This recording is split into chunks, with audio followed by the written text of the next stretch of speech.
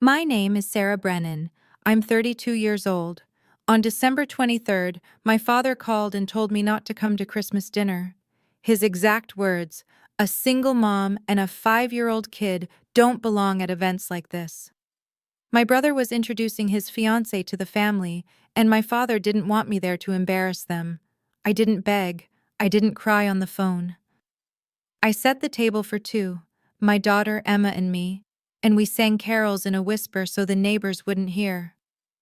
Then, on Christmas night, there was a knock at the door. My grandparents walked in.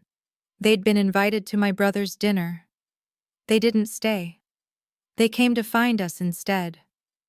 What my father didn't know was that my grandparents had brought me a gift. A gift he would later demand I give back to him. But I didn't. Not this time. Not the way I always had for years. That was the moment the story began to turn. December 23rd, 6:42 p.m. I was working the night shift at Children's Hospital of Philadelphia, Station 3B, Oncology Ward. 8 kids undergoing chemotherapy. Lily, our youngest patient, 6 years old, head shaved from treatment, had just thrown up for the third time that day. I was wiping her face when my phone buzzed. Dad. I stared at the screen for 4 seconds before answering. I knew this call wouldn't be good. Sarah? His voice was cold. No sweetheart, no honey. Just my name, like I was a stranger. Hi, Dad. I'm calling to be clear. On the 25th, don't come to the house. Patrick's introducing Victoria to the family. It's not the time for, you know. He paused. I could hear him searching for the right words, the polite way to say what he really meant. A single mom and a 5-year-old kid don't belong at events like this. There it was. I felt Lily's small hand squeeze mine. She was watching me with those big, tired eyes. I turned away so she wouldn't see my face. I understand, I said. My voice didn't shake. I'd learned that trick 8 months ago during the divorce. Good. Patrick's worked hard for this. Victoria's, well, she's impressive. Corporate marketing director, makes close to $200,000 a year.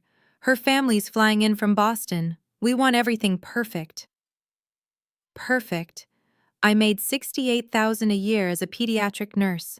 I'd worked a 12-hour shift yesterday and would work another tonight, but I wasn't impressive. I wasn't perfect. Okay, Dad, I hope it goes well. He hung up without saying goodbye. The call lasted 18 minutes and 34 seconds. I know because I checked my phone log later when I couldn't sleep.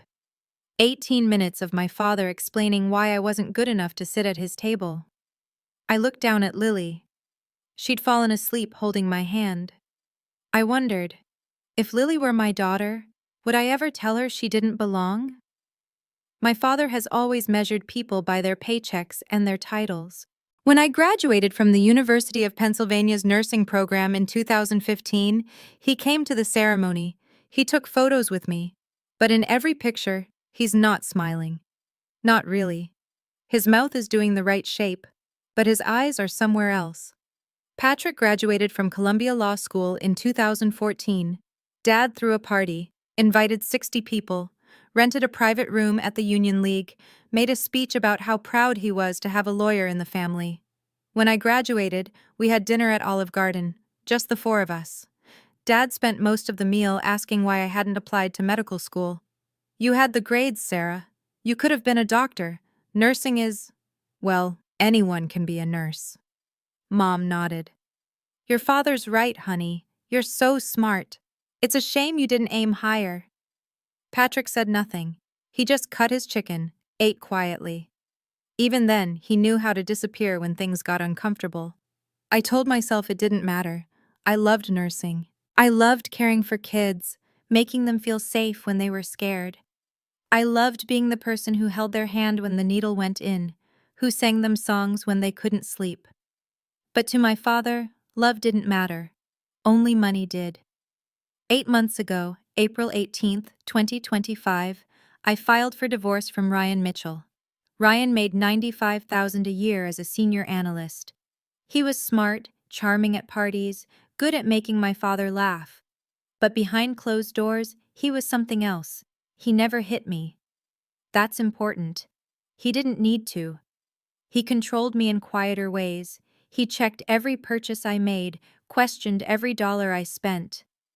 That's my money you're wasting, Sarah. Maybe if you made more, you could buy whatever you wanted. He gaslighted me. You're remembering it wrong. You're being too sensitive. You're acting hysterical. He isolated me. Your friends don't really care about you. Your family thinks you're a disappointment. I'm the only one who actually loves you. And when I finally found the courage to leave, when I finally filed the papers, my parents didn't support me. Mom called me the day after I moved out. Sarah, marriage is work. You can't just give up when things get hard. Ryan has his faults, but who doesn't? You have a daughter. You have to think about Emma. I told her I was thinking about Emma.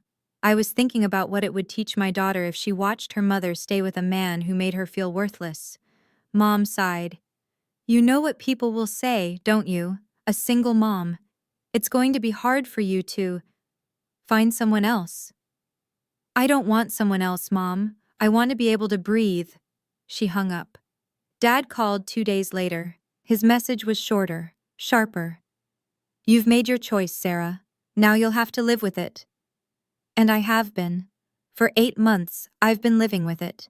Living in a 680-square-foot apartment in Fishtown, paying $1,350 a month in rent. Living on child support of $850 a month. I didn't take alimony. Living as a woman my father considers a failure, but at least I can breathe. On November 15th, Mom sent me an email. Subject line, Wonderful News. The email was 9 paragraphs long. It detailed Patrick and Victoria's new condo in Rittenhouse Square. $520,000, 2 bedrooms, marble countertops, floor-to-ceiling windows with a view of the city. It described Victoria's promotion, her corner office, her team of 12 people she now managed. The 9th paragraph, the last one, said, What about you, Sarah? Any plans for the future? I deleted the email. But I couldn't delete the feeling. The feeling that I would always be the child who disappointed them.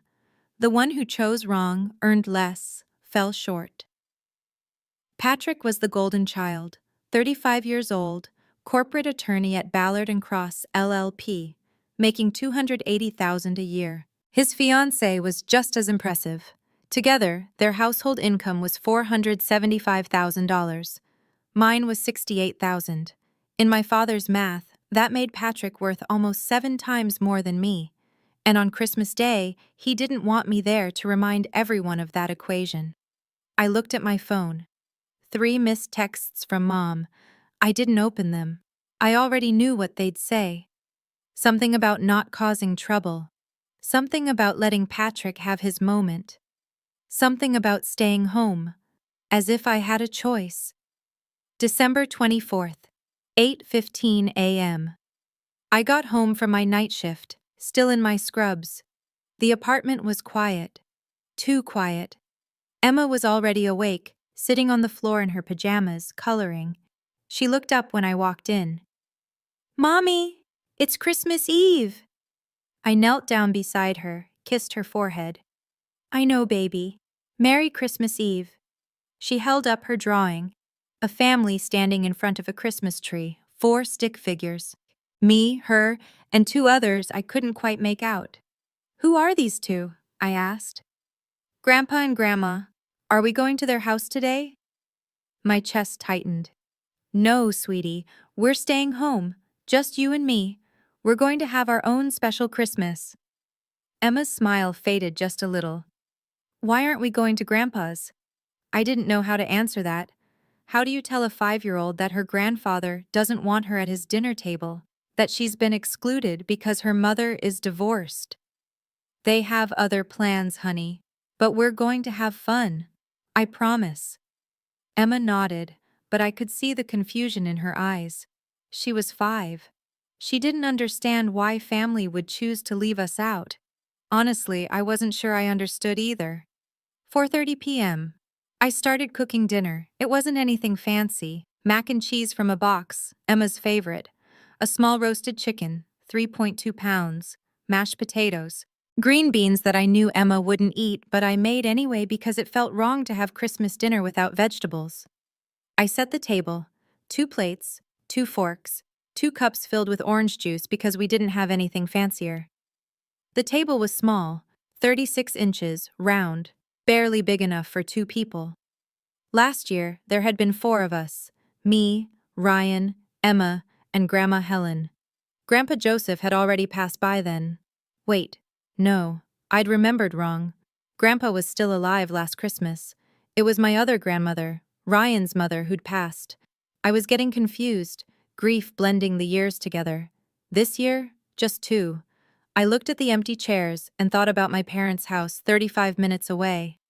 Patrick's dinner was at Prime Steakhouse on Walnut Street, private dining room. 23 guests, $85 per person if I had to guess. Over $2,000 for one meal. Mom had posted photos on Facebook an hour ago. I'd made the mistake of looking. Everyone was dressed up. Patrick in a navy suit, Victoria in a red dress, her hair perfect, her smile bright. My parents standing between them, beaming. Grandpa Joseph and Grandma Helen sitting at the end of the table. I wasn't tagged. I wasn't mentioned. It was like I didn't exist. 7:15 p.m. Emma asked if we could sing Christmas carols. Of course, baby. We sat together on the couch, and I started singing Silent Night. But I sang it quietly, almost a whisper. The TV volume was set to 2 out of 10. Emma looked at me confused.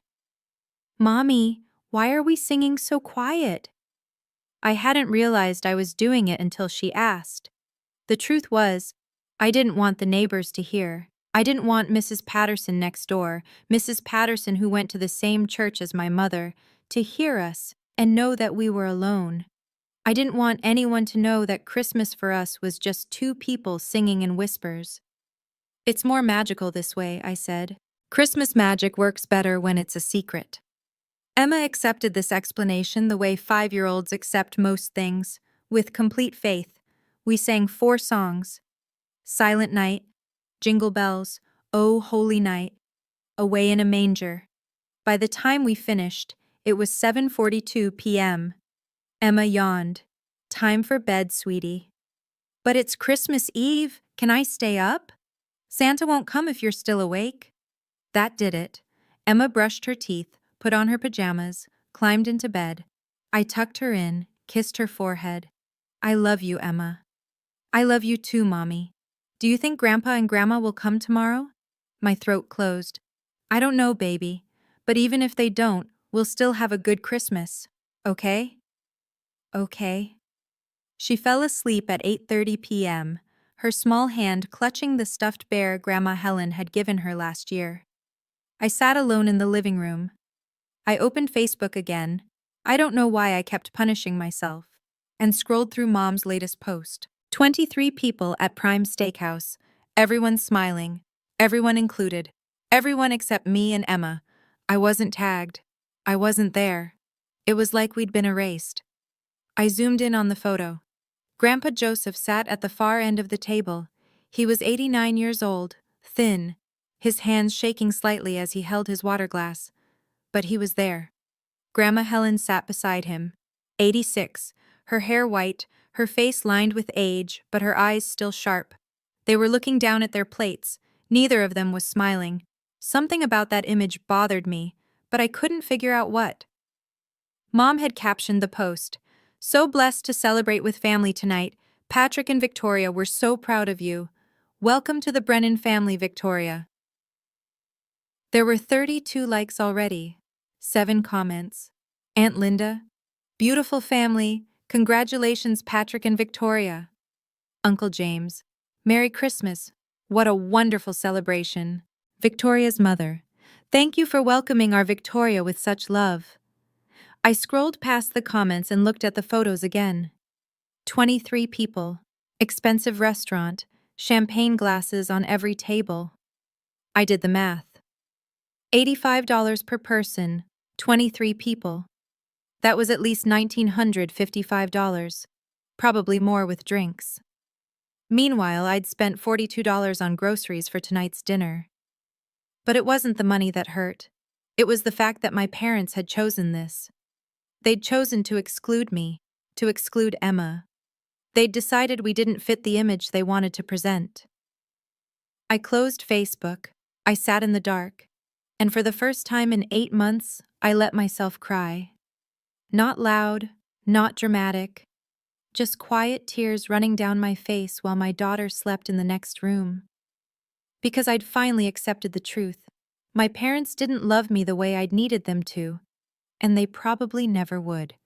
December 25th, 8:43 p.m. I was washing dishes, 2 plates, 2 forks, 2 cups, when I heard the knock, 3 sharp raps, deliberate, not the casual knock of a neighbor.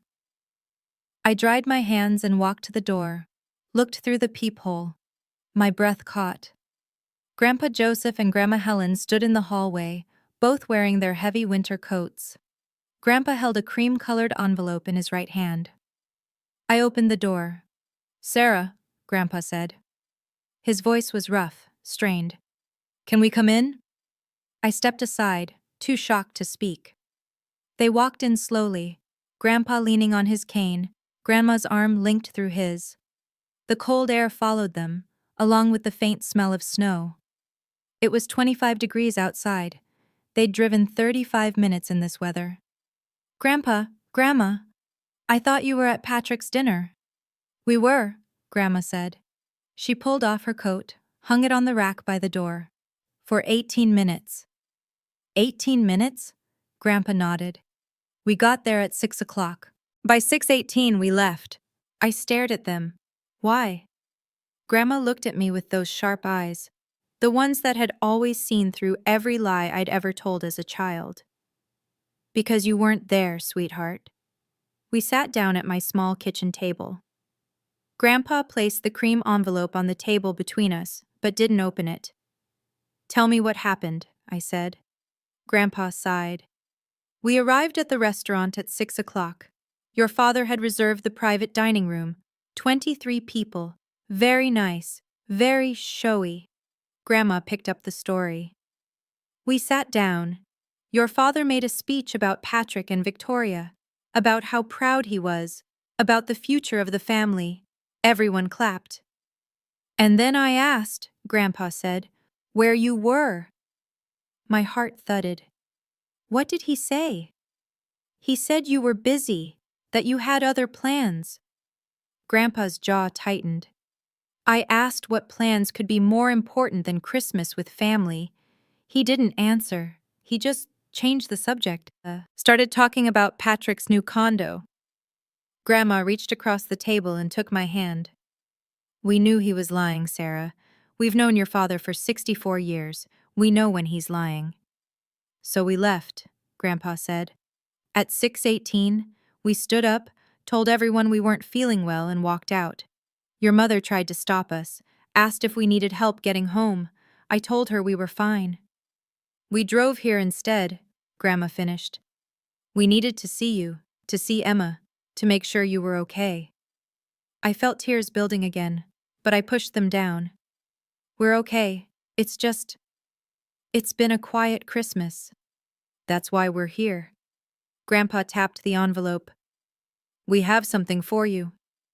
The envelope was thick. 9 inches by 12, cream-colored expensive paper.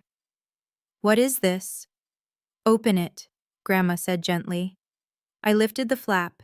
Inside were 17 pages of legal documents. The first page had a header in bold print. "Last Will and Testament of Joseph Brennan Sr. and Helen Brennan. Updated, June 14th, 2025. My hands started shaking. "Grandpa?" "Read page 1, he said. Line 23. I found it. Primary beneficiary, Sarah Marie Brennan. I looked up. "I don't understand." Grandpa leaned forward. "Your grandmother and I updated our will 6 months ago. Everything, the house, the trust fund, all of it, goes to you." "To me?" My voice came out as a whisper. Not Patrick?" Patrick doesn't need it, Grandma said firmly. Patrick makes more money in a year than most people see in 5. Patrick has his condo, his career, his future. He's set. But you, Grandpa's eyes softened. You have a daughter to raise. You have a life to build. And more than that, you've proven yourself, Sarah. Proven myself? You left Ryan, Grandma said. When you realized that marriage was destroying you, you had the courage to walk away. You didn't beg for money. You didn't ask us to fix it. You stood up, filed the papers, and started over. Grandpa nodded. That takes strength, real strength, the kind your father never understood. I flipped through the pages, my eyes catching on numbers that didn't seem real. Page 3. Property, 1,247 Maple Drive, Chestnut Hill, Philadelphia. Fair market value, $625,000. Page 5, Trust Fund, $250,000, disbursed over 5 years, $50,000 per year. Total, $875,000. I'd never owned anything worth more than my 12-year-old Honda Civic. I don't know what to say. Don't say anything yet, Grandpa said. His voice grew serious. Because there's something you need to know. Grandpa pulled out another page, page 7 of the document. Read this clause. Clause 4.2. I read. No transfer of property or funds shall be permitted without written approval of the executor, Ernest Caldwell, Esquire. This clause is irrevocable and binding. What does this mean? It means, Grandpa said, that you can't be forced to give this away. You can't be pressured into signing it over to someone else. The only way to transfer ownership is if Ernest Caldwell, our lawyer, approves it in writing. Why would I need this protection? Grandpa and Grandma exchanged a look. Because your father won't accept this decision, Grandma said quietly. When he finds out, he'll try to change it. He'll pressure you. He'll make you feel guilty. He'll tell you it's not fair to Patrick. But it is fair, Grandpa said, his voice hard. We worked for this money. We saved for 58 years. We lived in that house, paid off that mortgage, built that trust fund. It's ours to give, and we're giving it to you. He placed both hands flat on the table. Sarah, when your father finds out, he's going to fight you. He's going to try everything to make you give this to Patrick. You need to be ready. Ready how? Grandma handed me a business card. Plain white, black text. Ernest Caldwell, Esquire. Hartley and Caldwell, LLP. 1823. Sansom Street, Philadelphia. Office 215-555-0123. Mobile 2-155-550-198. On the back, handwritten in neat script. Call me anytime. I'll protect you. C. Ernest has been our lawyer for 41 years, Grandpa said. He knows your father. He knows how your father operates. If you need help, call him. I held the card, feeling its weight. Grandpa, You don't need to thank us. He stood up slowly, leaning heavily on his cane. You earned this, Sarah. You proved you have the strength to stand alone. Now you'll need that strength again. Grandma hugged me. She smelled like lavender and old books. We love you, sweetheart. Don't forget that. They left at 10:20 p.m. I watched them drive away, the taillights of their car disappearing into the snowy night.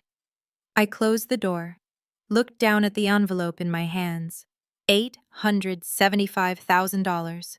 I didn't understand what Grandpa had meant about needing strength, but 3 days later, I would. December 26th, 9 a.m. Emma was still asleep. I sat at the kitchen table with the 17-page will spread out in front of me, reading every word.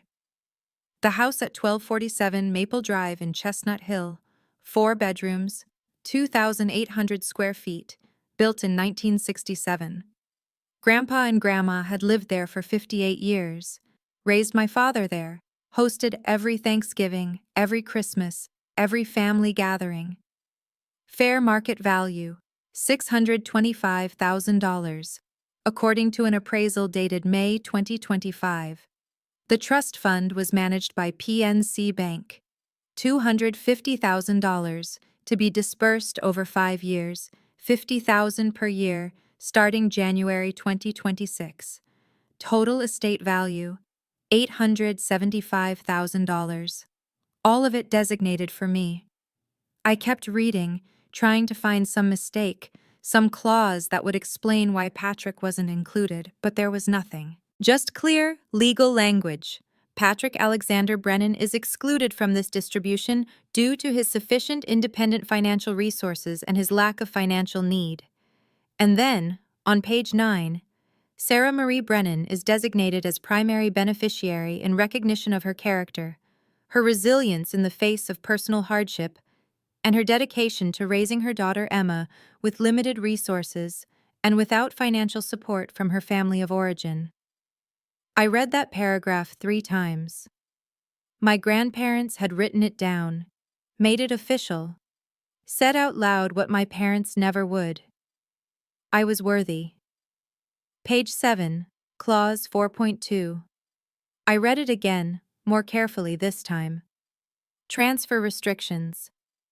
No transfer, sale, gift, or assignment of the property located at 1247 Maple Drive, or any portion of the trust fund shall be permitted without the express written consent of the executor, Ernest Caldwell, Esquire. Any attempt to transfer ownership through coercion, undue influence, or pressure shall be deemed void and unenforceable. This clause is irrevocable and shall remain in effect for the lifetime of the primary beneficiary.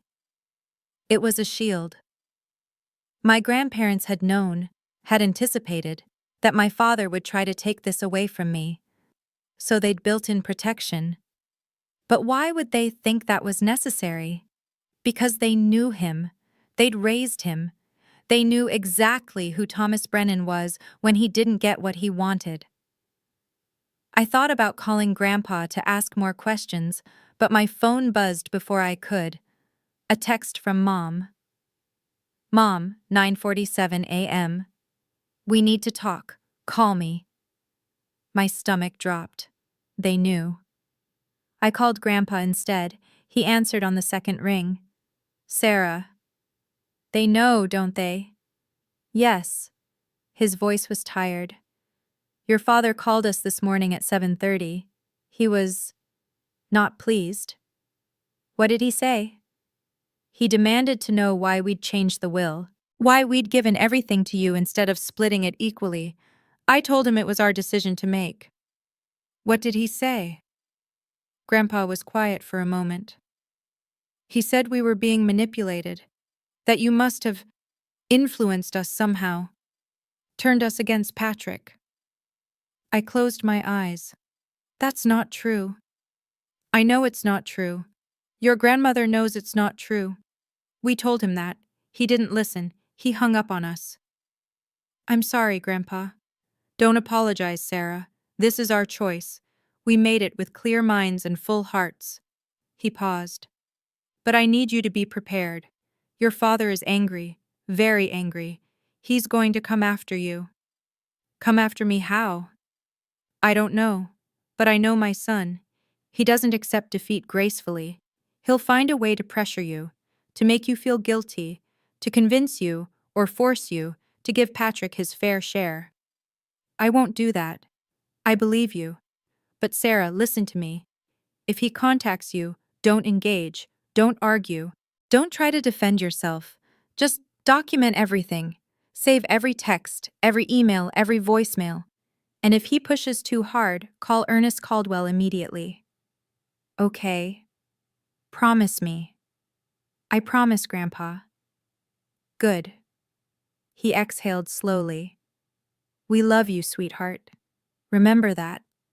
No matter what your father says or does, we chose you because you deserve this. We hung up. I sat there, staring at my phone. 9 minutes later, it rang. Dad. December 28th, 9:16 a.m.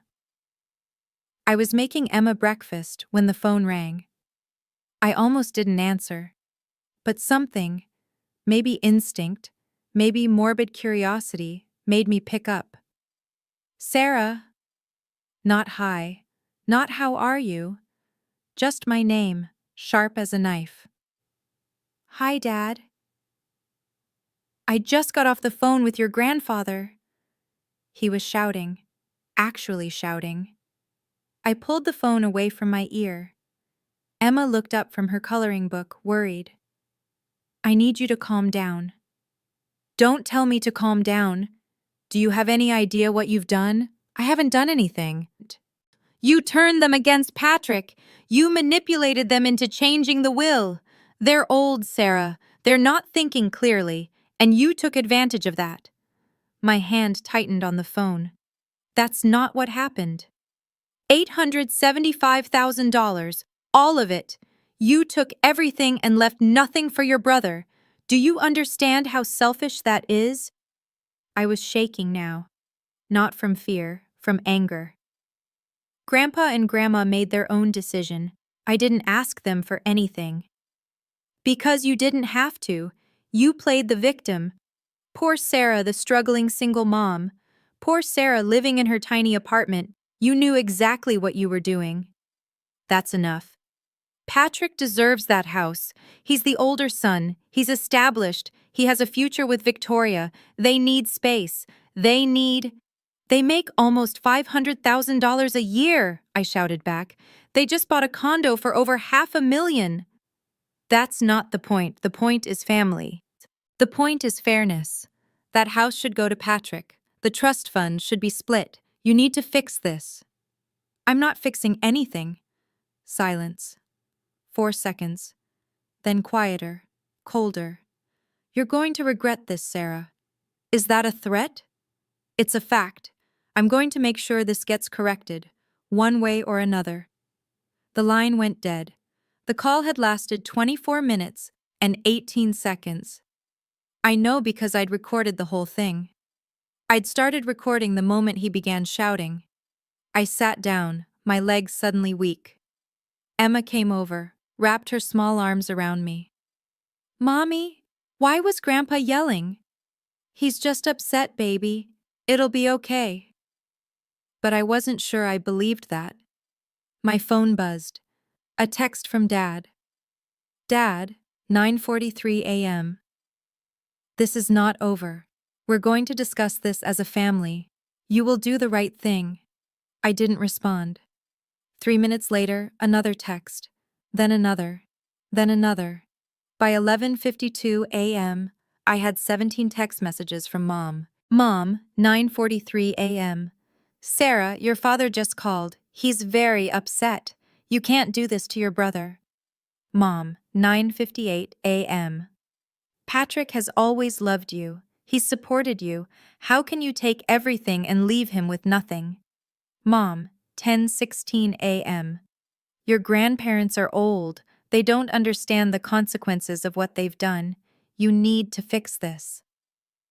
Mom, 10:31 a.m.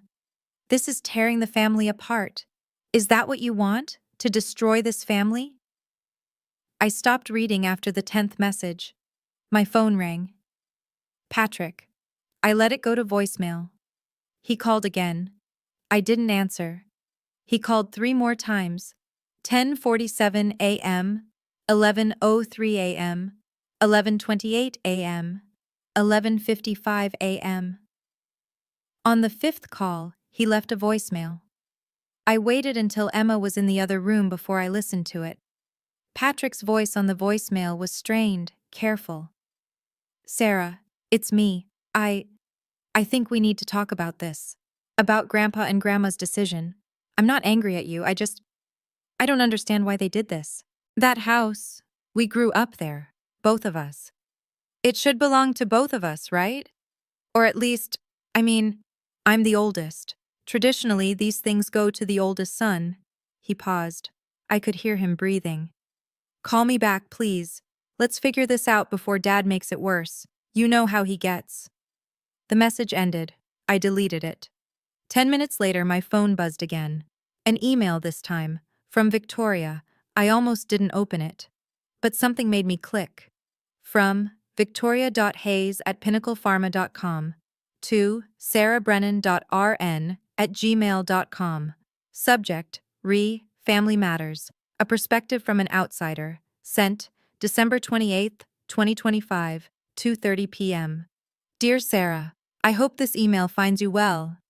As someone who is about to join the Brennan family, I feel compelled to share my thoughts on the recent inheritance situation. First, let me say that I understand this must be a difficult time for you. Divorce is never easy, and raising a child alone requires tremendous strength. I admire you for that. However, I think it's important to look at this situation objectively. Patrick has worked incredibly hard to build his career.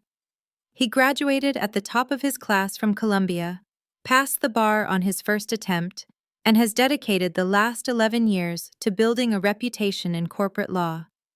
He earns his success through discipline, sacrifice, and intelligence. The house in Chestnut Hill represents more than financial value. It represents family legacy. Patrick, as the older son, has a legitimate claim to that legacy. Historically and traditionally, family estates pass to the eldest child, particularly the eldest son. I'm not suggesting that you don't deserve support. You clearly do. But an equal split would honor both of you. Patrick receives the house, which he can maintain and eventually pass down to his children. You receive the trust fund, which can provide you with financial stability as you rebuild your life. This seems fair to me, equitable, respectful of both your needs. I'm sure you'll do the right thing, Sarah. Family is forever. Warm regards, Victoria Hayes, Senior Marketing Director, Pinnacle Pharma. I read the email twice. She'd CC'd Patrick, Dad, and Mom. She'd signed it with her job title, as if her corporate position gave her authority over our family decisions. I closed my laptop. I thought about responding, explaining that Grandpa and Grandma had made their choice, that I hadn't asked for this, that tradition and legacy were just pretty words for patriarchy. But I didn't, because I realized something. They weren't trying to have a conversation. They were building a case. December 28th, 5:47 p.m. I'd ignored 17 texts from Mom, 5 calls from Patrick, and 1 voicemail. Then the final message came. Mom, 5:47 p.m. Family dinner. January 3rd, 6 p.m. Caruso's Italian restaurant. Private room. The whole family will be there. You must attend. This is not optional, Sarah. We need to resolve this. I stared at the message. Caruso's Italian. Private room. I knew what this was. They were going to ambush me. Put me in front of the whole family, aunts, uncles, cousins, and pressure me to sign the house and trust fund over to Patrick. They'd make it seem reasonable, fair, necessary. And if I refused, I'd be the villain, the selfish daughter who stole her brother's inheritance. I texted back, me, 5:52 p.m. I'll be there, because if they wanted a fight, I was going to give them one, but not the way they expected. December 29th, 11:20 a.m. I was folding laundry when my phone rang. A name I hadn't seen in years. Jessica Carver. Jessica and I had been friends in high school.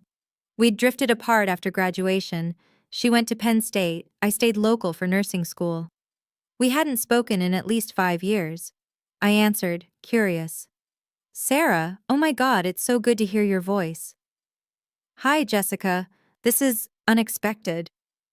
I know, it's been forever, but I heard some things and I wanted to check in, make sure you're okay. My stomach tightened. What things? Well, she hesitated. My mom ran into your mom at church last week, and your mom mentioned that you're going through a really rough time. Financially, I mean, after the divorce. I said nothing. She said you're struggling to make rent, that you might need help. So, I just wanted to reach out and see if, I don't know, if you needed someone to talk to, or if you needed to borrow money or anything. Jessica, I'm fine. I'm not struggling. Oh, she sounded confused. But your mom said, my mom was wrong. Silence. Okay. Well, I'm glad you're okay. I just, I wanted to help if you needed it. I appreciate that. But I'm fine. Really. We hung up. I sat there staring at my phone. Mom had told people I was struggling financially.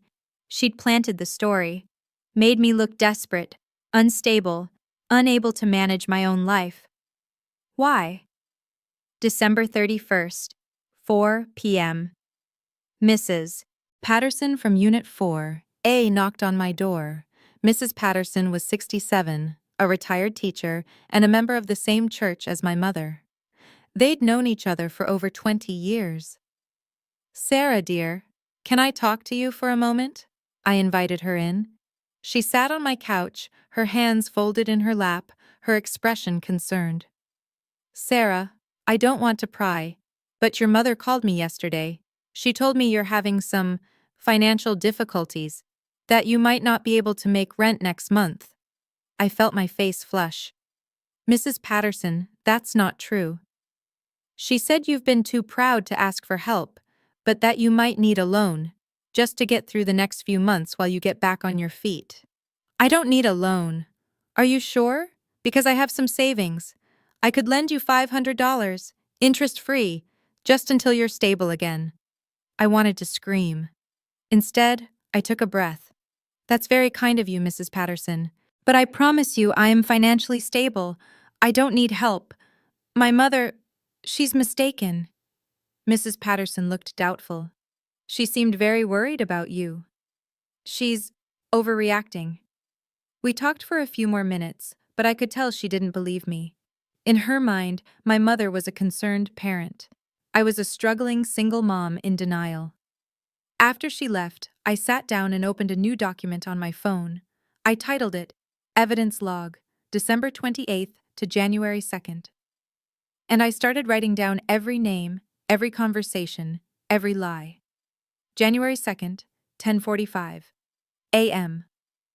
I was on break at the hospital, sitting in the Station 3B break room with a cup of terrible coffee, when Karen Chen pulled me aside. Karen was 42, a nurse with 16 years of experience. We'd worked together for 6 years. She was one of the few people at the hospital I considered a friend. "Sarah, can I talk to you, privately?" We stepped into the supply closet. Karen looked uncomfortable. "I don't know how to say this, so I'm just going to be direct. Are you okay? Like, really okay?" "I'm fine. Why?" "Because I heard.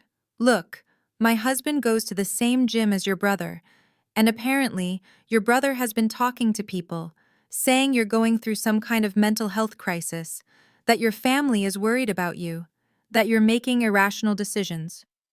My blood went cold. "What?" "He said you recently came into a large inheritance, and that your family is concerned you're not stable enough to manage it, that you might do something reckless." I couldn't breathe. Patrick was telling people I was mentally unstable. "Sarah, I don't believe that. I've worked with you for 6 years. I know you. You're one of the most competent, level-headed people I've ever met. But I wanted to warn you that this rumor is out there." "Thank you, Karen." "Do you need anything? Someone to talk to? I can recommend a therapist if—" "I'm fine, I promise. This is just family drama." She hugged me. "Okay, but if you need me, I'm here." After she left, I pulled out my phone and added Karen's name to my evidence log. Evidence log, December 28th to January 2nd. Jessica Carver. Struggling financially. Amanda Pierce. Can't afford rent. Rachel Torres. Might lose custody of Emma. Mrs. Patterson. Needs money. Karen Chen. Hospital. Mental unstable, irrational decisions. And 7 more names. People my parents and Patrick had contacted. People they'd fed lies to. 12 people in 5 days. They were building a narrative. Sarah Brennan is unstable, irresponsible, incapable of managing money.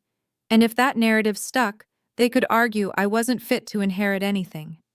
January 2nd, 8 p.m. Emma was asleep. I sat at my kitchen table with my laptop open, typing up every detail I could remember. I created a spreadsheet. 3 columns: name, date, content of rumor, source. Name. Date rumor source. Jessica Carver, December 29th. Struggling financially, can't make rent. Mom, via Jessica's mom. Amanda Pierce, December 29th. Can't afford basic expenses. Mom, direct call. Rachel Torres, December 30th. Might lose custody of Emma dad, via Rachel's husband. Mrs. Patterson, December 30th. Financial trouble, needs loan. Mom, direct call. Karen Chen, January 2nd. Mental health crisis, unstable decisions. Patrick, via Karen's husband at gym. And 7 more entries. 12 people, 5 days. They were systematic about it, strategic. Mom targeted my old friends and neighbors, people who would see her as a concerned mother. Dad targeted men in his network, people who would see him as a worried father. Patrick targeted professionals, people who would question my competence. It was a whisper campaign, designed to isolate me, to make me look unreliable, unstable, unworthy of the inheritance. And it was working. But I had something they didn't expect. I had receipts. I saved every text message, every email, every voicemail. I documented every conversation, every lie, every manipulation. Because I absolutely knew, that on January 3rd, they were going to spring their trap, and I was going to be ready. January 1st, 3:28 p.m. I was in the kitchen making grilled cheese sandwiches when I heard Emma's voice from the living room. "Hi, Grandma." My heart stopped. I ran into the living room. Emma was sitting on the couch holding my iPad, FaceTime open. Mom's face filled the screen. "How did she—" I started. Emma looked up at me, confused. "Grandma called," I answered. Of course. Mom had called the iPad directly. She knew Emma sometimes used it to watch videos. "Emma, sweetie, can you give me the iPad?" "But I'm talking to Grandma." Mom's voice came through, sweet and syrupy. "It's okay, Sarah. I just wanted to wish my granddaughter a happy new year." I didn't trust that voice. I never had. "Emma, Mommy needs to—" "Sarah, don't be rude. I'm allowed to talk to my granddaughter." Emma looked between us, uncertain. "It's okay, baby," I said quietly. "You can talk to Grandma. I'll be right here." I sat down next to Emma, close enough to hear everything. Mom smiled at Emma. "So, sweetheart, did you have a nice Christmas?" "Uh-huh. Mommy and I sang songs and ate chicken." "Just the two of you?" "Yeah. And great-grandpa and great-grandma came to visit on Christmas night." Mom's smile tightened. "Did they? That's nice. Did they tell you anything interesting?" "They brought Mommy a big envelope." "I see." Mom's voice changed, still sweet, but with an edge. "Emma, honey, did you know that sometimes mommies make mistakes?" Emma frowned. "What do you mean?" "Well, sometimes mommies do things that aren't very nice, things that hurt other people in the family." "Catherine," I warned. Mom ignored me. "Emma, Grandma needs you to do something for me. Can you tell your mommy that taking things that don't belong to her is wrong?" Emma's eyes welled up. "Mommy took something?" "Don't listen to her, baby," I said, reaching for the iPad. But Mom kept talking, faster now. "Your mommy took something very special from Uncle Patrick, something that should have been his. And that's not fair, is it?" "Mommy?" Emma looked at me, scared and confused. "Did you take Uncle Patrick's stuff?" "No, baby. Grandma is—" "If your mommy loved her family," Mom said, her voice still sugar-sweet but venomous underneath, "she would give back what she took. She would do the right thing. Don't you think so, Emma?" I grabbed the iPad and ended the call. Emma burst into tears. Emma cried for 43 minutes. I held her the whole time, rocking her, stroking her hair, singing "You Are My Sunshine," the way I used to when she was a baby. Mommy, did you take Uncle Patrick's stuff? No, baby. I didn't take anything from anyone. But Grandma said, Grandma is wrong. Great-grandpa and great-grandma gave me a gift. It's mine. I didn't steal it. But why is Grandma mad? How do you explain adult dysfunction to a 5-year-old? How do you tell your daughter that her grandmother is using her as a weapon? Sometimes grown-ups disagree about things, honey. It's not your fault. And it's not something you need to worry about. But Grandma said you're being mean to Uncle Patrick. I'm not, baby, I promise. Emma hiccuped, rubbing her eyes. I don't want you to be mean, Mommy. I'm not being mean. I'm standing up for myself. Do you understand? She didn't. How could she? I gave her chocolate milk, her comfort drink, and read her goodnight moon 3 times until she finally calmed down. By 4:18 p.m., she fell asleep on the couch, her face still damp with tears. I sat beside her, my own tears falling now. They'd crossed a line. They'd used my daughter, my 5-year-old daughter. And I was done playing nice. January 2nd, 11:15 a.m. I was ready this time. When Dad called, I didn't hesitate. I opened Voice Memos Pro and hit record before answering. Hi, Dad. Sarah, we need to talk about January 3rd. What about it? You need to come prepared to sign some documents. What documents? A transfer of deed for the house, and a revision of the trust fund distribution. 50-50 split with Patrick. It's the fair thing to do. I'm not signing anything. His voice hardened. Sarah, think about Emma. What about Emma? Emma needs family. She needs her grandparents, her aunts and uncles, her cousins. But if you continue down this path, if you continue being selfish, the family won't want to see her anymore. My hand tightened on the phone. You're saying you'll exclude Emma if I don't give Patrick the inheritance? I'm saying Emma deserves better than a mother who tears the family apart. Do you want Emma to grow up without a family, Sarah? Do you want her to be as alone as you are? I counted to 3 before responding. Is there anything else, Dad? I'm serious. I will call Emma. I will explain to her that her mommy is making bad choices. That if mommy loved her family, mommy would do the right thing. Emma will understand. She's a smart girl. Goodbye, Dad. I hung up. The recording was 12 minutes and 8 seconds long. Clear audio. Clear threat. Clear manipulation. I saved it with the file name dad_jan2_threat.m4a. Then I opened my email and started typing. To E. Caldwell @Hartley. Caldwell.com. From sarahbrennan.rn@gmail.com. Subject: Need advice. Family. Targeting my daughter. Sent. January 2nd, 2026, 1:45 p.m. Mr. Caldwell, my name is Sarah Brennan. I'm Joseph and Helen Brennan's granddaughter. My family is now using my 5-year-old daughter as leverage to pressure me into giving up the inheritance my grandparents left me. I've attached 2 audio recordings. 1. My mother speaking to my daughter via FaceTime, telling her that I took something from my uncle and that I'm hurting the family. 2. My father threatening to call my daughter directly and tell her that I'm making bad choices unless I sign over the house and split the trust fund with my brother. I understand this behavior may not be illegal, but I need to know, what are my legal options? How do I protect Emma from this kind of emotional manipulation? I will not allow them to harm my daughter. Please advise. Sarah Brennan. Attachments.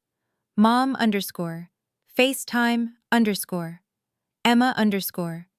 January 1.m4a. 6 minutes, 52 seconds. Dad_January 2._threat.m4a. 12 minutes, 8 seconds. I hit send. 47 minutes later, my phone buzzed. From E. Caldwell @Hartley. Caldwell.com. To sarahbrennan.rn retiree@gmail.com. Subject: Need advice. Family. Targeting my daughter. Sent January 2nd, 2026, 2:32 p.m. Sarah, I've listened to both recordings. What your parents are doing is called emotional abuse and parental alienation. It's not illegal in the criminal sense, but it is morally reprehensible and could be grounds for a restraining order if it escalates. More importantly, I want you to know this: you are not alone. Your grandparents anticipated this behavior. That's why they included Clause 4.2 in the will, to protect you from exactly this kind of pressure. I understand there's a family dinner scheduled for January 3rd at Caruso's restaurant. I will be outside the restaurant at 6 p.m. If at any point during the dinner you feel unsafe, threatened, or coerced, text me. I will walk in immediately and intervene. Bring your phone. Record everything if you can. Document every word, every threat, every manipulation. They will try to break you, Sarah, but you are stronger than they realize. Call me if you need anything before then. Ernest Caldwell. I read his email 3 times. Then I texted back. Me. Thank you. I'll be ready. For the first time in 5 days, I felt like I wasn't fighting this battle alone. January 2nd, 10 a.m. The offices of Hartley and Caldwell LLP were located in an old brownstone on Sansom Street. The waiting room smelled like leather and old books. The receptionist, a woman in her 50s with silver hair, smiled when I walked in. "You must be Sarah Brennan. Mr. Caldwell is expecting you." She led me down a hallway lined with framed diplomas and legal certificates. At the end, a door stood open. Ernest Caldwell was 68 years old with white hair and sharp blue eyes. He wore a gray suit and sat behind a massive oak desk covered in neat stacks of files. When I walked in, he stood and extended his hand. "Sarah, I've been waiting to meet you for a long time." We shook hands. His grip was firm, steady. "Thank you for seeing me on such short notice. Your grandparents are 2 of my oldest clients. I've known them for 41 years. When they told me they were updating the will to leave everything to you, I knew this day would come." I sat down across from him. "You knew my father would react like this?" "I knew Thomas would not accept it gracefully, yes." He folded his hands on the desk. "I've handled your family's legal affairs for 4 decades. I represented your grandparents when they bought the house. I helped your father with his business contracts. I know exactly who he is when he doesn't get what he wants." "And what is he?" "Ruthless, calculating, willing to use any means necessary to achieve his ends, as long as those means don't cross into criminal behavior." He opened a file folder and pulled out 3 sheets of paper. "These are the 3 clauses in your grandparents' will that specifically protect you." He pointed to the first page. Clause 4.2. No transfer without my written consent. This means your father cannot pressure you into signing over the property or the trust fund. Even if you did sign something under duress, I would refuse to approve it, which would make the transfer void. Second page. Clause 4.5. Contestation penalty. If anyone attempts to contest the will in court, they automatically forfeit any claim to the estate and are responsible for all legal fees. This discourages lawsuits. Third page. Clause 5.1. Executor authority. I have full discretion to manage the distribution of funds and property.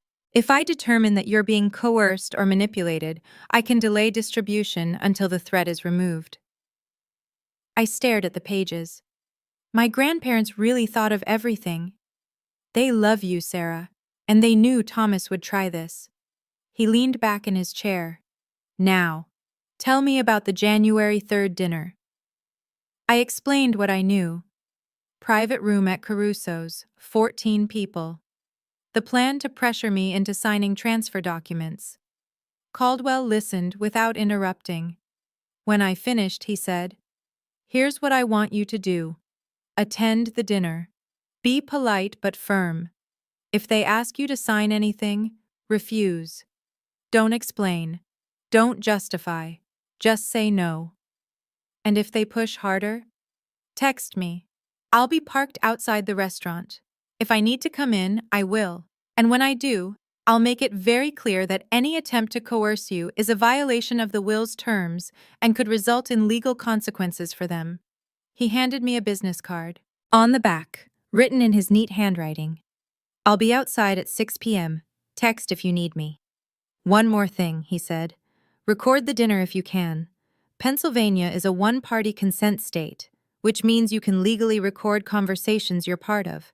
If your father makes threats or attempts to coerce you, that recording could be valuable. I've already been recording, I admitted. He smiled. Good. Your grandparents chose well. January 3rd, 6 p.m. Caruso's Italian restaurant sat on Chestnut Street, a block from Rittenhouse Square. I'd been there once before, years ago, for my college graduation dinner. It was the kind of place with white tablecloths, cloth napkins, and entrees that cost $45. I parked 2 blocks away, walked slowly to the entrance. My phone was in my jacket pocket, recording app already running.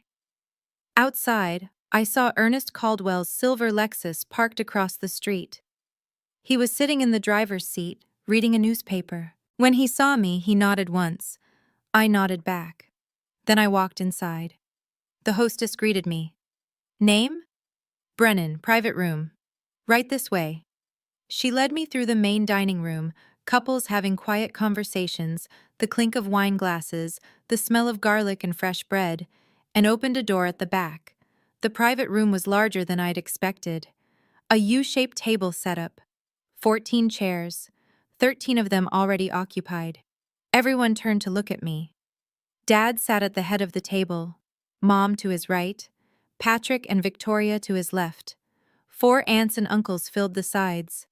6 cousins I barely knew filled the remaining seats. They'd positioned one empty chair in the center of the U, like a defendant's chair. Like I was on trial. I sat down. No one said hello, no one smiled. Dad stood up. Thank you all for coming tonight. I know this is an unusual gathering, but we have an important family matter to address. He looked directly at me. Sarah, I want to start by saying that we love you. We've always loved you. But love sometimes means having difficult conversations. I said nothing. Your grandparents recently updated their will. In that update, they made a decision that we believe was misguided. They left their entire estate, the house, the trust fund, everything, to you. They left nothing to Patrick. Murmurs around the table. Aunt Linda shook her head. Uncle James frowned. Now, I'm sure your grandparents believed they were helping you. You're a single mother. You've had financial struggles. They wanted to support you. We understand that. His voice was calm, reasonable, the voice of a concerned father. But this decision isn't fair. Patrick is the older son. He grew up in that house. He has a right to it. More than that, he has the means to maintain it, to preserve it, to pass it down to his children someday. Victoria nodded. Patrick stared at his plate. So here's what we're proposing. Dad reached into his briefcase and pulled out a stack of documents. 11 pages stapled together. He placed them in front of me. A transfer of deed. You sign the house over to Patrick. In exchange, you keep the full trust fund, $250,000.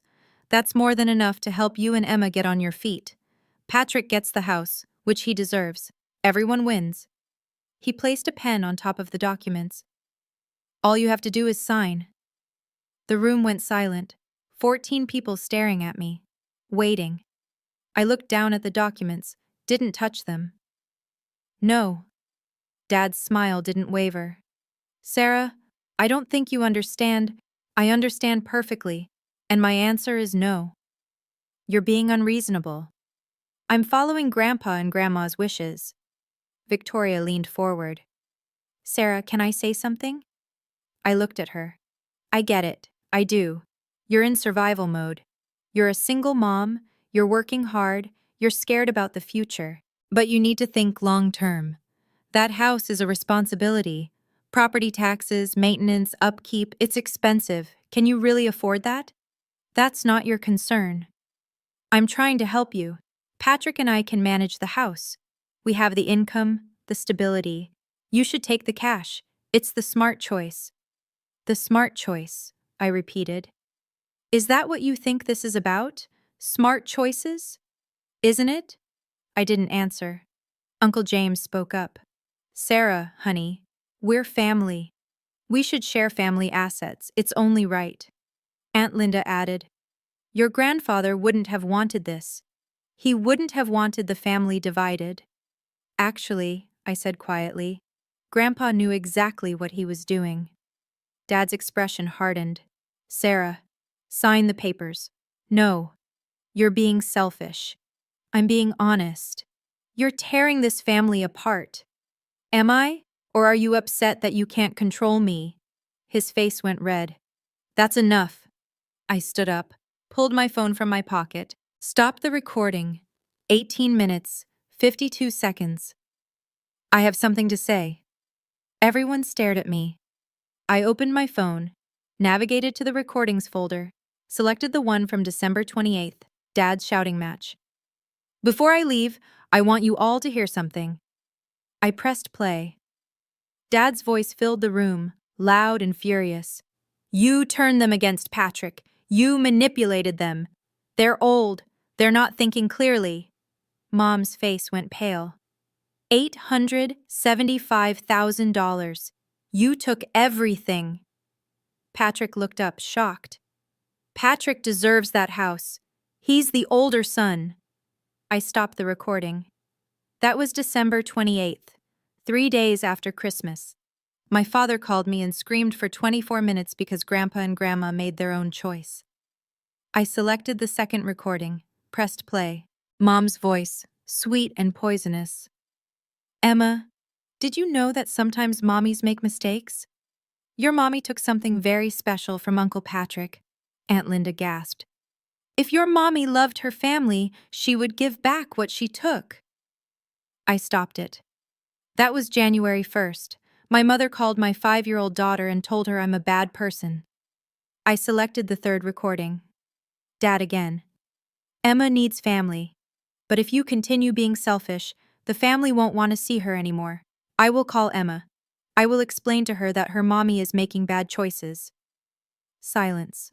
Complete silence. 14 people. No one spoke. I looked at Dad. You used my daughter as a weapon. You threatened to alienate her from the family unless I gave you what you wanted. Sarah, that's not... The door opened. Ernest Caldwell walked in. Caldwell stood in the doorway, briefcase in hand, looking every inch the seasoned attorney. Good evening.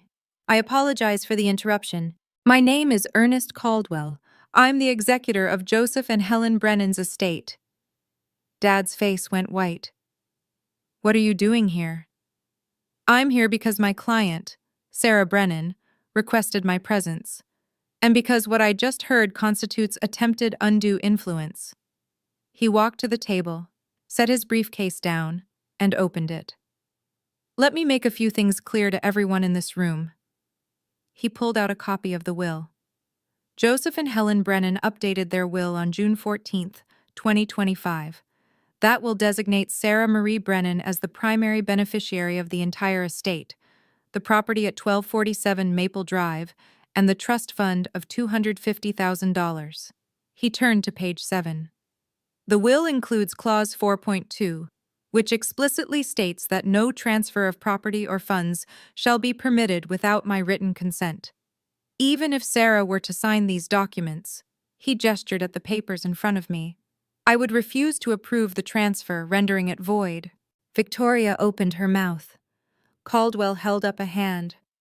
Furthermore, any attempt to pressure, coerce, or manipulate Sarah into signing away her inheritance constitutes undue influence.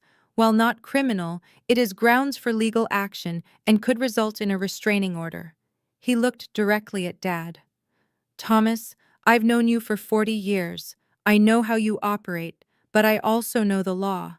And what you attempted tonight, gathering 14 family members to pressure your daughter in a public setting, borders on harassment. I wasn't. Yes, you were. Caldwell's voice was ice. I've listened to the recordings Sarah made. Your voicemails, your phone calls, your threats to involve her 5-year-old daughter. All of it is documented. All of it is legal under Pennsylvania's one-party consent laws. And all of it paints a very clear picture of a man trying to bully his daughter into giving up an inheritance she legally and rightfully owns. Dad said nothing. So, here's what's going to happen. Caldwell closed the briefcase. Sarah is going to leave. She's going to keep the house and the trust fund, as her grandparents intended, and you, all of you, are going to respect that decision. He looked around the table. If anyone in this family continues to harass, threaten, or manipulate Sarah or her daughter, I will pursue legal action on her behalf. Is that clear? No one answered. Is that clear? Slowly, people nodded. Caldwell turned to me. Sarah, let's go. I stood up, picked up my phone, left the unsigned documents on the table. As I walked toward the door, Patrick's voice stopped me. Sarah, wait. I turned. He looked tired, defeated. I'm sorry, he said quietly. I didn't know it had gotten this bad. I didn't know they'd gone after Emma. I didn't know what to say. I'm sorry, he said again. I nodded once, then I left. Caldwell walked me to my car. You did well in there. I feel like I'm going to throw up. That's normal. Adrenaline crash. He handed me a bottle of water from his briefcase. Drink this. Breathe. You're okay. I drank half the bottle. What happens now? Now, you go home, you hug your daughter, and you let me handle the fallout. Will they come after me again? I doubt it. Your father's not stupid. He knows I'm watching now. He knows any further harassment will have legal consequences. He paused. But if they do contact you, document it. Save everything and call me immediately. Okay, he smiled. Your grandparents would be proud of you, Sarah. You stood your ground. That takes courage. I didn't feel courageous. I felt terrified. Courage isn't the absence of fear. It's acting despite it. I nodded, not trusting myself to speak. Go home, rest. And remember, you earned this. You're not stealing. You're not being selfish. You're accepting a gift that was freely given by people who loved you. I drove home in silence, my hands shaking on the wheel. When I got to my apartment, I sat in the car for 10 minutes before I could move. Then I went inside, climbed into bed with Emma, and held her while she slept. January 4th through January 7th. My phone wouldn't stop ringing. Not from my parents, not from Patrick, from everyone else. Jessica called back. Sarah, I am so sorry. Your mom told me you were struggling, but I had no idea she was... God, I feel like such an idiot. Amanda texted. I should have called you directly instead of believing secondhand information. I'm sorry. Rachel sent a long email apologizing for assuming the worst. Even Mrs. Patterson knocked on my door. Sarah, dear, I owe you an apology. I should have trusted you when you said you were fine. By January 7th, 9 of the 12 people on my evidence log had reached out to apologize. 3 hadn't. Those 3, distant relatives who barely knew me, had chosen to believe my parents' version of the story. I didn't blame them. I just made a note to keep my distance. January 8th, 11 a.m. I was at my nursing station when Karen approached me with a piece of paper. Sarah, you need to see this. It was a petition, printed on plain white paper, 23 signatures at the bottom. The header read, We stand with Sarah Brennan.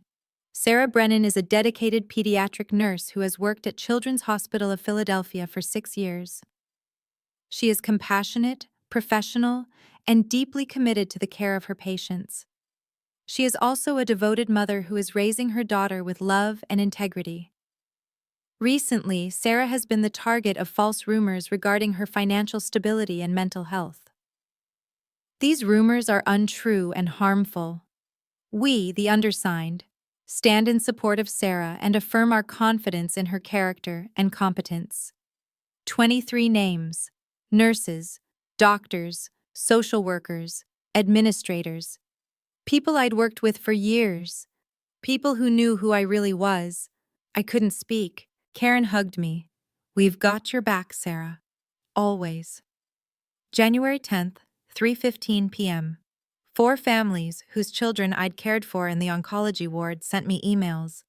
The first one was from Lily's mother, the little girl with leukemia. "Dear Sarah, I heard through the hospital that you've been going through a difficult time with your family.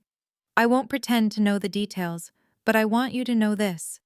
You saved my daughter's life, not just medically, emotionally.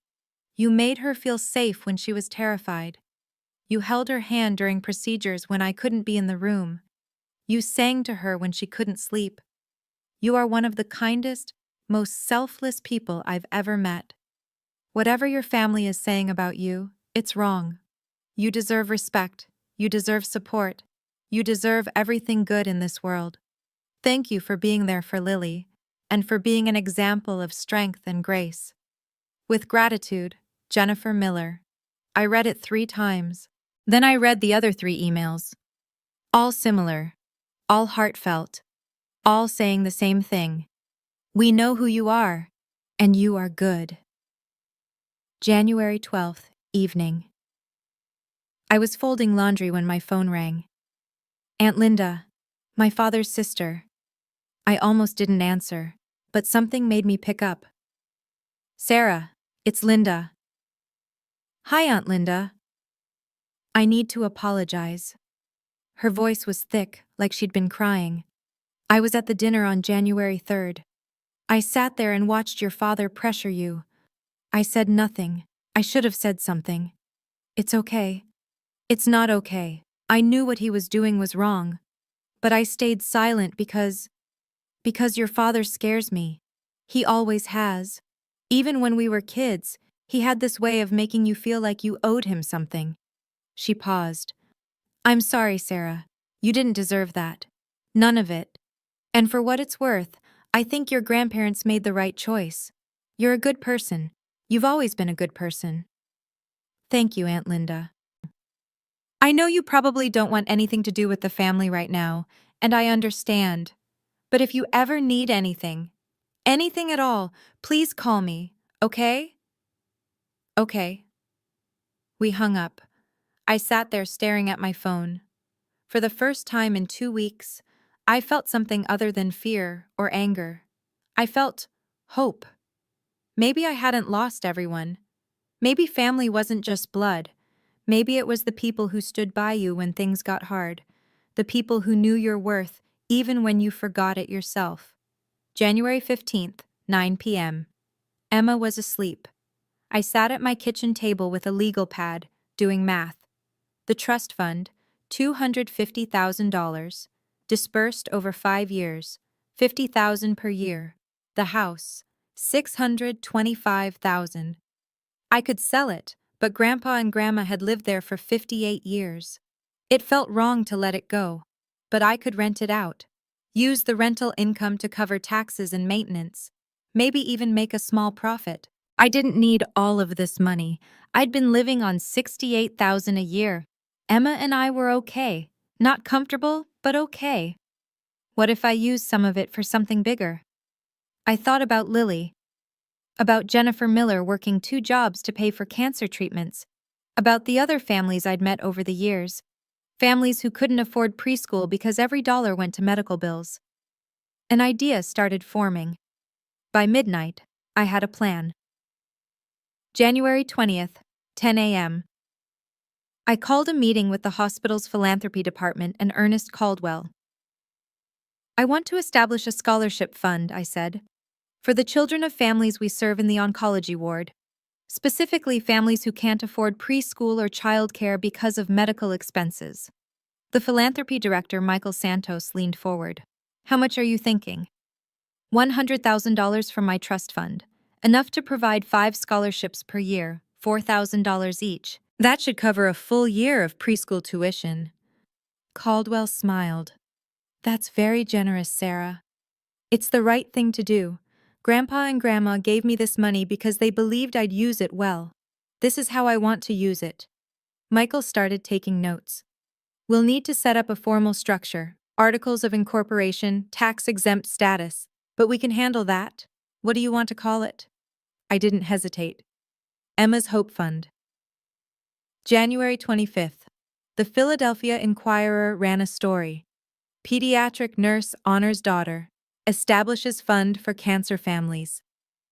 Sarah Brennan, a pediatric oncology nurse at Children's Hospital of Philadelphia, has established a $100,000 scholarship fund to support the children of cancer patients. The fund, named Emma's Hope Fund, after Brennan's 5-year-old daughter, will provide 5 annual scholarships of $4,000 each to cover preschool tuition for children whose families are facing financial hardship due to medical expenses. I've seen firsthand how cancer affects entire families, Brennan said. Parents have to choose between paying for treatment and paying for childcare. I wanted to help ease that burden, even in a small way. Brennan recently inherited funds from her grandparents and chose to dedicate a significant portion to the scholarship fund, rather than use it solely for personal expenses. My grandparents believed in helping others, she said. This is how I want to honor their memory. The article has been shared widely on social media, with many praising Brennan's generosity. The article was shared 186 times, 340 comments, almost all positive, and somewhere in Philadelphia, I knew my parents were reading it. January 26th, 8:45 p.m. Mom called. I stared at the screen for a long time before answering. Hello? Sarah, it's Mom. I know. Silence. I read the article. About the scholarship fund. Okay. I didn't know you were going to do that. You didn't ask. More silence. Sarah, I need to say something. I need to. Her voice cracked. I didn't expect you to do something like this. I thought you'd just keep the money. Spend it on yourself. I know what you thought. I was wrong. I didn't respond. I was wrong about a lot of things. About Ryan, about the divorce, about the inheritance. God, Sarah, I've been so wrong. I waited. I don't expect you to forgive me. I just wanted you to know that I see it now. I see what we did to you, and I'm sorry. Are you? Or are you just embarrassed because the newspaper made you look bad? She didn't answer right away. Both, she admitted. I'm embarrassed, but I'm also genuinely sorry. I hurt you, I hurt Emma, and I have to live with that. Yes, you do. Can we talk sometime? Maybe have coffee? I don't know, Mom. I need time. I understand. But thank you for calling. And for apologizing. You're welcome. And Sarah? Yeah? I'm proud of you. I hung up. I didn't cry. I didn't feel relief or joy or forgiveness. I just felt tired. But maybe that was a start. February 1st, 2026. I spent 3 days writing an email. 380 words, 6 paragraphs, every sentence carefully chosen. To thomasbrennan47@gmail.com, catherinebrennan@gmail.com, patrickbrennan.law@gmail.com, from sarahbrennan.rn@gmail.com. Subject: Boundaries. Sent February 1st, 2026, 7:15 p.m. Dad, Mom, and Patrick, I've thought a lot about what happened over the past few weeks. I've read your apologies, Mom and Patrick, and noted the absence of one, Dad. I've considered what kind of relationship I want moving forward. Here's what I've decided. I love you. I will always love you, because you're my family. But love doesn't mean accepting behavior that harms me or my daughter. Moving forward, I'm setting some boundaries. 1. I will not attend family events where I feel pressured, judged, or excluded. If you want me there, you need to make it clear that I'm genuinely wanted, not just tolerated. 2. I will not engage in conversations about the inheritance. Grandpa and Grandma made their decision. It's final. I will not discuss it further. 3. Emma is off limits. If you want a relationship with her, you need to respect me first. You cannot use her as a weapon or a messenger. If you violate this boundary, I will limit your access to her. 4. All communication will be via email or text for now. I'm not ready for phone calls or in-person meetings. When I am, I'll let you know. 5. I need you to respect my choices about my career, my life, my parenting. You don't have to agree with me, but you do have to stop criticizing me. If you can accept these boundaries, I'm open to rebuilding our relationship slowly. If you can't, then we'll need more distance. I'm not cutting you off. I'm protecting myself and my daughter. I hope you can understand that. Sarah. I hit send. 3 hours later, 3 responses arrived. From catherinebrennan@gmail.com. Sent. February 1st, 2026, 10:42 p.m.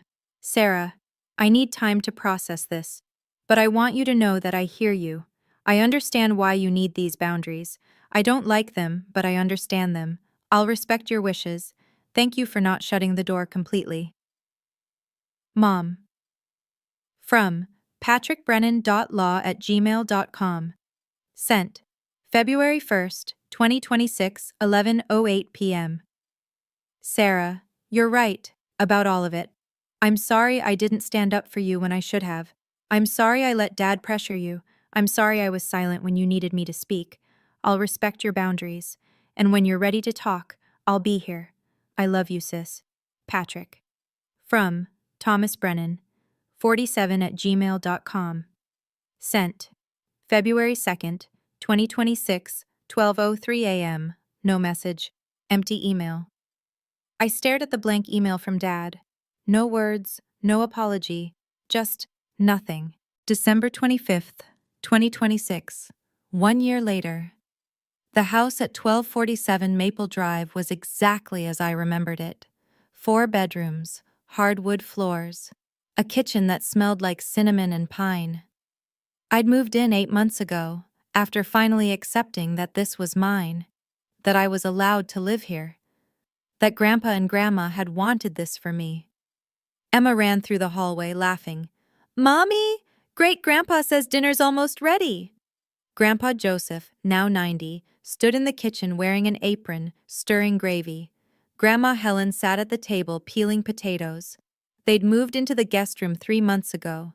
Their health was declining and they needed help. I was happy to provide it. "Table set," I called. 4 plates, 4 people. Not 2 anymore. We sat down together. Grandpa said grace. We ate roasted chicken, mashed potatoes, green beans, and rolls. After dinner, we sang carols, not in whispers this time. Loud, full volume. Emma's voice rang through the house. Jingle bells, jingle all the way! At 8:30 p.m., my phone buzzed. A text from Patrick. Patrick. Merry Christmas, Sarah. Hope you and Emma are having a good day. I miss you. I texted back. Merry Christmas, Patrick. We're good. Talk soon. Mom had called twice that week. We'd had coffee once. It was awkward, but it was progress. Dad hadn't called at all. And honestly, I was okay with that. Emma climbed into my lap. Mommy, next year will Grandma and Grandpa come too? Your mommy and daddy? I brushed her hair back. I don't know, baby. Maybe. We'll see. Do you want them to come? I thought about it. I want them to come if they're ready to be kind, if they're ready to respect us. But if they're not, then we'll be okay, because we have Great-Grandpa and Great-Grandma, and we have each other. Emma nodded, satisfied. Mommy? Yeah, baby? I'm glad we have each other. I hugged her tight. Me too, sweetheart. Me too. By December 2026, Emma's Hope Fund had provided scholarships to 12 children. Lily, the little girl I'd cared for in the oncology ward, was one of them. She was now 7, in remission, and thriving in first grade. Jennifer Miller sent me a Christmas card with a photo of Lily, healthy and smiling. Thank you for giving my daughter hope. Jennifer. I put the card on the refrigerator next to Emma's drawings. The fund had grown too. Other donors had contributed, local businesses, hospital staff, families who'd been helped and wanted to pay it forward. We'd raised an additional $50,000. Next year, we'd be able to give 8 scholarships instead of 5. Grandpa and Grandma's gift was growing, multiplying, helping people they'd never meet. That's what legacy really meant. That night, after Emma fell asleep, I sat on the porch with a cup of tea. The house was quiet, peaceful. I thought about where I'd been a year ago, sitting in a 680-square-foot apartment, crying because I'd been excluded from Christmas. Now I was here, in my grandparents' house, with my daughter, building a life. I wasn't rich. The trust fund helped, but I was still working as a nurse, still doing night shifts, still living paycheck to paycheck in some ways. But I had something I didn't have a year ago: peace, boundaries, self-respect, and the knowledge that I was exactly where I was supposed to be. My phone buzzed one last time, a text from Grandpa, from his room upstairs. Grandpa, proud of you, Sarah. Always have been. Merry Christmas. I smiled. Me. Merry Christmas, Grandpa. Love you. I set my phone down, looked out at the quiet street, the snow falling gently, the Christmas lights twinkling on neighboring houses. For the first time in years, I felt whole. Not perfect, not without scars, but whole, and that was enough.